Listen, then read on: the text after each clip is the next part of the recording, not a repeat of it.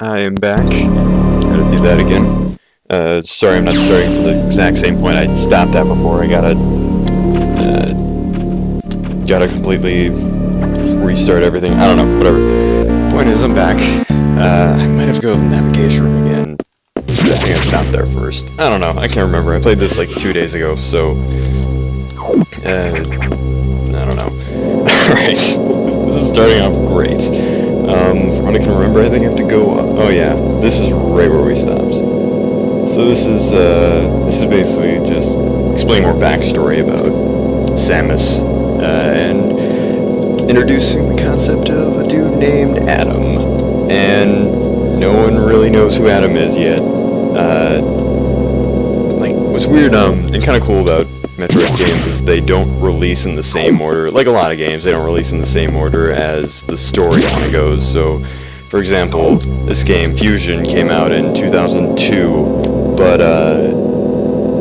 this is apparently like the last game in the Metroid like timeline. So basically, what's happening right now in the game, in terms of the story of Metroid, takes place after after the most recent game, which came out in like 2010 or something. So, oh yep, and this is where we find out that that suit that we saw before, Creepy Face, is basically just a whole bunch of X that came from our suit, and has basically made an evil Samus. And since it has our suit from Super Metroid, or what? Oh, actually, I guess it'd be whatever Metroid. Whatever. It's a super powerful suit that you collected in some other Metroid game, and so basically you can't fight it. You can't do any. You can't even damage it. So he basically just nails into your head. You can't do anything. If you see it, just run. Just run. Run away. Run. Run. He says run like 5 to 10 times. But yeah. Oh yeah. Now we gotta release the locks. So that's the other interesting part about this game, which is instead of like the color-coded doors in Super Metroid meant like if there was a red door, you shot it with normal missiles. If there was a green door, you shot it with super missiles, etc. You opened them with different weapons that you found. In this game, you have to find like the different locks. I'm so out of it right now. I'm sorry. But you have to find the different mechanisms that open up the locks, and then you can get through the controller doors. And like every single time, it just makes things worse. Like it gives you more access, but every time your guy's like, yeah, so when we did that, we like got the X into like every other part of the station. So now they're gonna be even harder to fight. So yeah, have fun. Oh, great. Yeah, I can't do anything with this until I have a high jump and the ice beam or something. And that took out half my health. The only thing is, until you get like a better beam, these enemies take so long to destroy. I think I can just... yeah, okay. So, I think he said we were going to get bombs. Which, once again, one of the first items you always get in Metroid games. For some reason, I never understood why Samus can only put down bombs when she's in her, like, little ball form. I get it's, like, gameplay stuff, but... oh yeah, I can't get into here yet. I have to raise level 1 locks. Okay, I need bombs for that. Oh my gosh. No, wait, the data room's up there, and I need the bombs. No, wait, the bombs are in the data room. I need to undo the locks so I can get the bombs. So I need to find the lock computer thing, which is elsewhere. Oh yeah. This is the one thing I will give them. They don't show you where everything is. The security rooms are the one thing that they don't show you. Like, the dude even says, like, oh, for security reasons, we can't show you where the security room is. And I guess it kind of makes sense, but it's like, that's not at all consistent with the rest of the game, which is, here's everything. Have fun. Like, it's the one thing where it's like, oh, find it yourself. Which I'm cool with. It's just, I don't know, it's a little weird. Like, the reason I'm cool with it is just because that's part of what I enjoyed about Super Metroid, was just like, they give you the, like, at most they'll give you a map to the area, but it never shows you, it'll just give you an outline of what the area is. It never shows you where you can save, where you can, like, refuel or anything. It doesn't show you where any of the important stuff is. It might show you where a boss is, but that's about it.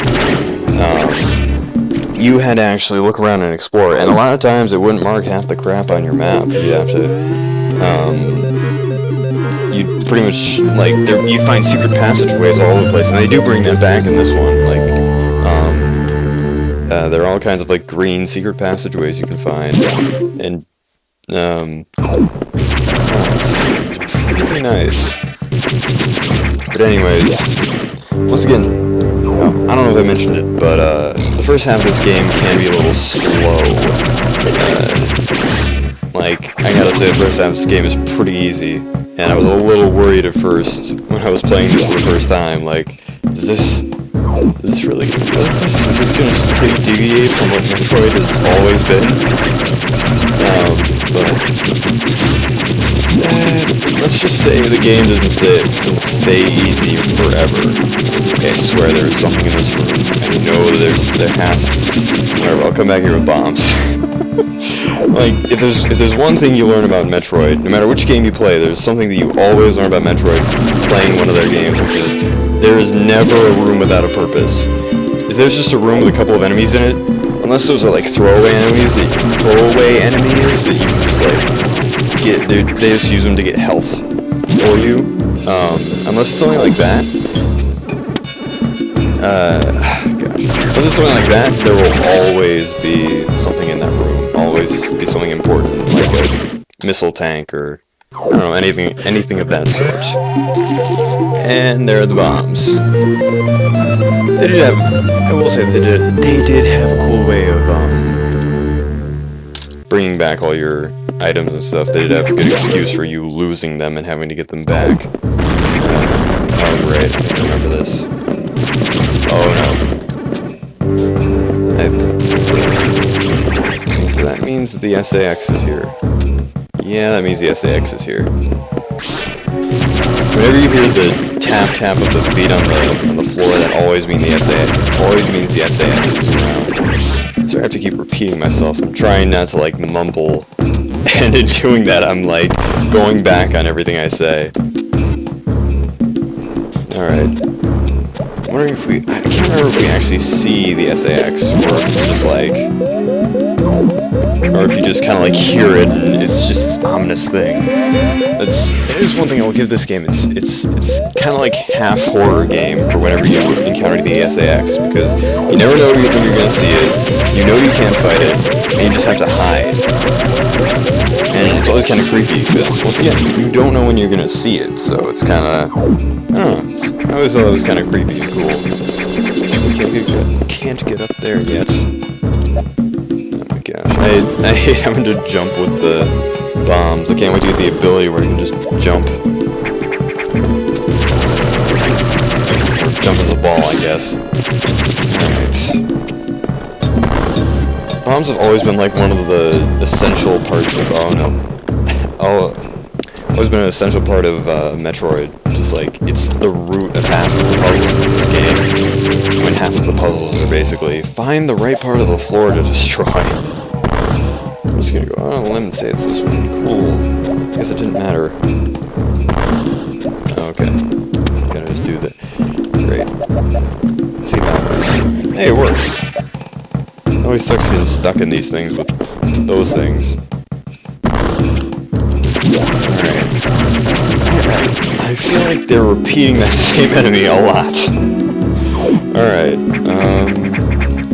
I forget where we're going from here, because the general, oh yeah, the reason I didn't even try to go through that door before, but I guess the entire point was the SAX destroyed that door and got trapped, so I had to find an alternate pathway out. I didn't even stop to consider it. I was just like, oh, there's a thing in the wall, let's just go look at it, let's not try the way out. So I think right now my entire goal is just get out of here. Get some health back. Yeah, they managed to work in a way to shoot diagonally. It goes the other direction in my head. Wait, hold on. I got something back here. Gotta at least check. It's always worth checking in Metroid games. You never know when you're gonna need this. You never know when you're gonna need some extra stuff. Wow, that thing can take some hits. Okay. Let's try missiles. Or we could die. Dying is cool too. Dang it. Yeah, oh great, I remember this. Even though it was like 2 minutes ago, I remember this.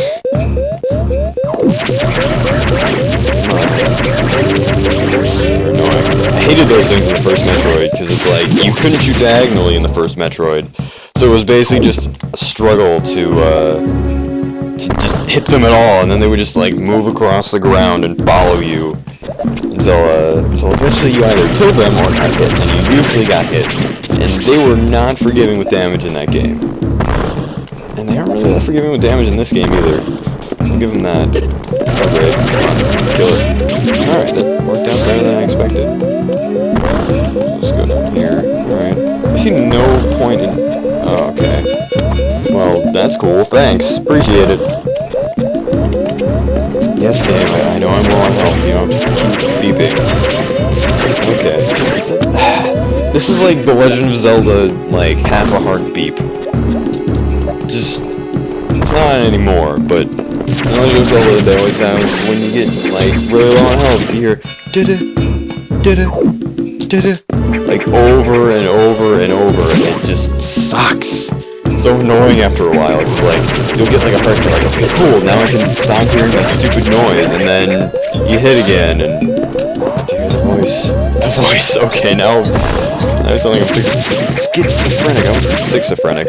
Oh my gosh. I'm just fumbling over my words left and right now. I don't think I've talked at all today. There's like been no reason to... Gosh! Darn it! Alright, well, I might as well end the episode here, and then, I'll come back and I'll be at that exact same point, so, see you next time.